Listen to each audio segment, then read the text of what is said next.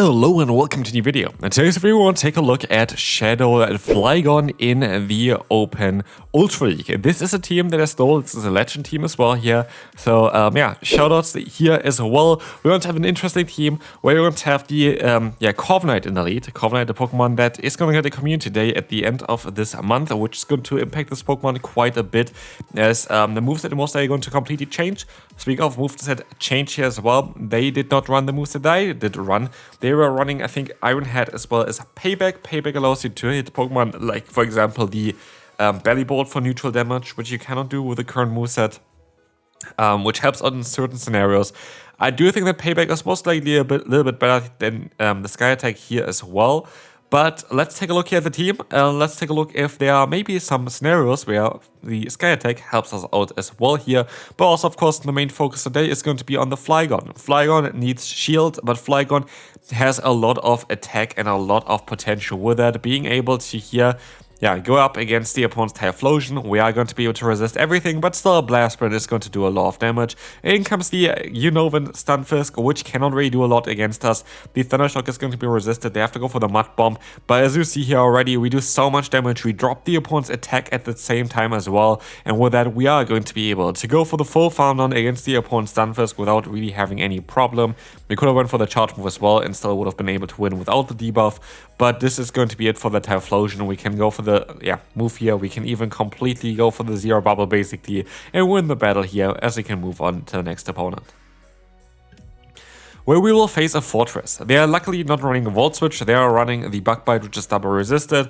And here we can go for the Sky Attack, which does do a little bit more damage than Payback would do, but only slightly. This is going to be a very neutral matchup here as they have access to Rock Tomb, and as we have both two one-turn fast moves against each other here, it is kind of chipping away on both health. But as you can see as well, the opponent does a little bit more than I do, which is kind of interesting, but also showcases the amount of bulk that the Forretress has. But I will take this as an opportunity to now set up with my Primeape, I want to say, but actually going to stay in here and try to get the KO. In hindsight, I think I should have just stopped out of there and went for some Rage Fist, but now we're going to stop out and we're going to have the Zygarde coming in, which is not ideal, but also not the worst either. What we can do is we can let the move go. This is going to be either the Crunch or the Bulldoze. Crunch is coming in, it's going to be resisted. In comes the Malamar, where we are going to have a bit of an issue against. We see that no shit coming in. I am going to be able to go for the Rage Fist here, and I could go for a close combat if I wanted to, but as you see here as well, I can just go for another Rage Fist. It's going to do a lot of damage. I love Primeape in the Ultra League meta currently. You saw already a video about this Pokemon before. This Pokemon is absolutely fantastic. And so we have to deal now with the Malamar. Malamar is coming in. Hyper Beam is coming in, and this is going to make everything a little bit easier because the Hyper Beam is not the ideal way of playing. We have the Dragon Claw coming in now against the opponent, which allows us to get a lot of damage in. We get the KO now against the opponent's Zygarde, and we are going to be able to show the opponent which Pokemon is the better Dragon and Ground type, and we're going to be able to win this battle here with the FLYGON. Next up, we're going to have a Weezing in the lead. That's actually going to be fantastic because I don't want to face this Pokemon with my backline.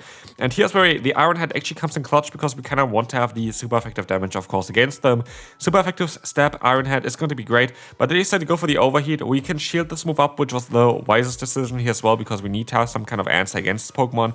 Now let the move go, and here's where Payback would help us out a ton. And this is actually also, I think, the one matchup where I do think they kind of really want you to have Payback, because it's going to be like, a bit tricky for the rest of the team.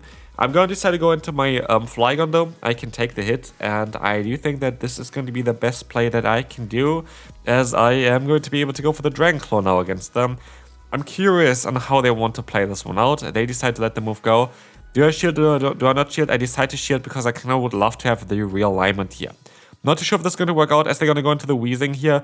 I am going to be quite weak to it, but I can go for the Iron Head here, and hopefully I can still beat them to the next one. They definitely got a shield here, as they know that they still going to get to an Overheat. And so now it's down to the Primeape to win this one. I feel like I could have played a little bit better, but also then again in the same breath, I feel like we could have been in a bit of a better position here. I should have got a free fast move, which I didn't, which is kind of annoying, which maybe actually matters. Let's see. I'm going to be able to go for the Rages here. It's going to be a CMP tie. It would have been not a CMP tie for the double up without the drop there, but they actually swap out into the Jazz, and with that, this game is over. Well done from the opponent. We can move on to the next one. So, next up, we're going to have Corviknight against the Virizion, and this is where Sky Attack really helps you. They can still going to have an okay matchup here without Sky Attack, but Sky Attack completely shifts this matchup more towards our Pokemon, because what we see as well, of course, double super effective hit. But for whatever reason, this wasn't a CMP tie, which I was very surprised about. I could have went here into the FLYGON as well, but both of the Pokemon are alright for us. Here we will see that they decide to go ahead and go for the Psychic Fangs, which is alright. We have the close combat against the opponent. This is going to do a lot of damage if they're going to let the move go. But they decide to shield because they really want to realign themselves, which is alright for me. I can go for another charge move here this time around and go for the bait, expecting another shield, which they're going to go for. And so I can go for another charge move here. Of course, if I would have known that they would have shielded from the beginning, I would have went ahead and just went for the Rage Fist spam, because I would have been able to get to another close combat at the end. But like this, I'm totally alright in how things played out. They don't have any kind of fast move pressure here, and so I go for the Dragon Claw. Not too sure if this is going to be the right play or not. But we are going to be able to get them low, but not getting the KO. I would have needed to shield here up anyway, so that's okay for me. Earthquake is coming through. And we will see here now that the opponent is going to decide to swap in to their Virizion again. And so I can go for the Sky Attack snipe here. That's why I start this move up. This is going to allow us to get not the KO, but get them insanely low. And we also get out the Scissor, which we can still go with another Sky Attack against, which is going to be fantastic. Sky Attack is going to allow us to get a lot of damage onto them. And we are going to be able to, yeah, try to let the move go. We're going to try to go for the full farm down with the Night Slash coming in here. And we can go for the Dragon Claw as well. This is going to be perfectly fine. Dragon Claw is going to get the KO, and in comes the Virizion, which we can shield up against. They have close combat, but it doesn't help them. We're still going to be able to win with the Shadow FLYGON. So yeah, Ultra League, honestly, the current week is not really my favorite one, I have to say. I don't know how it is for you guys. Do you enjoy the current week where we have Ultra League as well as the other Summer Cup there? I don't know. I'm going to try to focus mainly on the Open Ultra League. I don't really see the point of playing a Summer Cup. I don't think it's like a great meta to even go back into. So you're going to most likely only see like Ultra League content on this channel. But as you'll see here as well, we're going to have the Prime Map against us. We are going to be able to use a shield against the opponent here. This is going to be the Forretress coming through, and as you will see, the Iron Head is going to now connect against the opponent. That is going to be okay for us. And we're going to swap out now into our Prime Map, which is going to be able to shield up the move. This is going to be alright. This is going to be the Forretress coming through, and we can try our best to go for a close combat in order to actually knock them out. A Forretress won't do that. And so, yeah, let's see on how things are going to go here. We are going to be able to get the damage on, and we have now the Gorilla support against us, where we're going to go for the close combat on the CMP tie. This is going to be perfect. I think went one over because I know that I would be better off like that.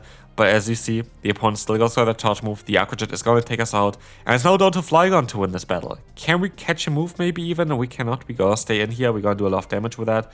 But as we will see here, there's going to be the Tentacruel coming in, and we can go for a ton of damage against them. It's not going to be enough to knock them out though, but it's going to do a lot of damage against the opponent. Can we catch the move? We're going to swap out here, and we sadly don't do as much damage as I expected, which is going to be quite awkward for us. As we will see here now, the charge move coming through, we're going to be able to go for the full farm down. And we are going to be in a position now where we can go ahead and go for the Dragon Claw, knock them out, win this battle here, and move on to the next opponent. So, who do we have next? We are going to have here the Regidrago. That is going to be interesting. We are going to be able to let the move go. It's going to be resisted. It's Breaking Swipe. Have fun with that. They don't even debuff us. They're going to go into their Lapras, where I decided to stay in for a little bit. I'm going to wait for them to go for their own charge move. But as we will see here as well, we are not going to be in a perfect position. The opponent is going to decide to take that Sky Attack as well here on the Lapras. I kind of want them to go for a charge move, which they finally do. And I guess I can swap out of here as well. As we actually stay in here, I'm going to let the move go through as well again. It's a bit awkward on how I played it. I should have mostly played it a little bit better. But now this should be hopefully in Rage Fist range. I will see a Rage Fist is coming through. Hopefully they don't get another move here. I might still be able to get another fast move off, but they actually decided to let the move go anyway. And with that, we are going to be in a position where we can go for the charge move spam here against the opponent's Regidrago. The Rage Fist is coming in, and we can hopefully get to another one. We still have our Dragon Tail user in the back though, so that's going to be alright as well. And as you see here, this is going to get the shield. and we can try to catch the move, but it doesn't work out. We still don't even get to the extra move as well. But I decided to use a shield because I want to kind of keep the health left. I know that they have 2 moves, so I want to catch the move as well. And so I still have the Rage here on the Primate for later on. I even have the Iron Head here against the Gastrodon, which is going to be alright. It's not ideal by any means, absolutely not. But we are going to be able to go back into our Primate, force hopefully the shield here with that close combat, and then have the Scorching Sands for later on. But they actually let the move go, which is even better for me, because now I can go for the full farm down. I will be able to invest a shield here. This could be the Earth Power for sure at this point. It is going to be the Earth Power. Now it's down to the FLYGON against the Regidrago, and we can farm them down and win the battle.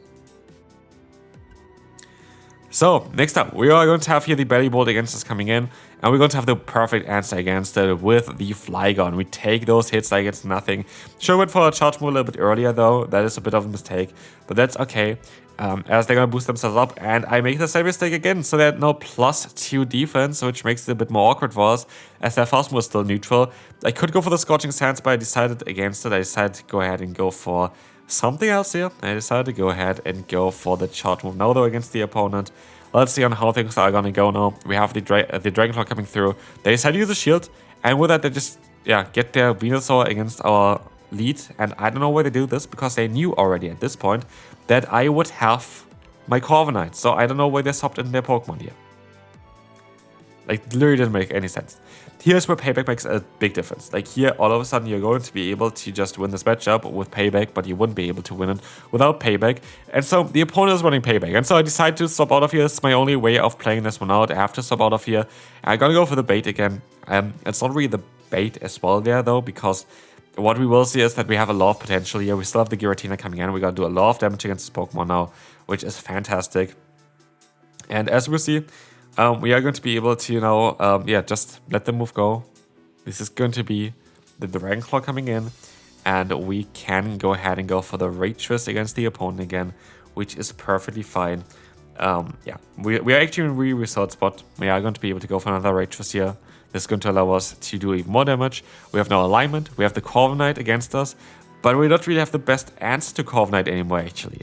So that's going to be a bit of an awkward one, as we will see here that they're going to go for the Payback.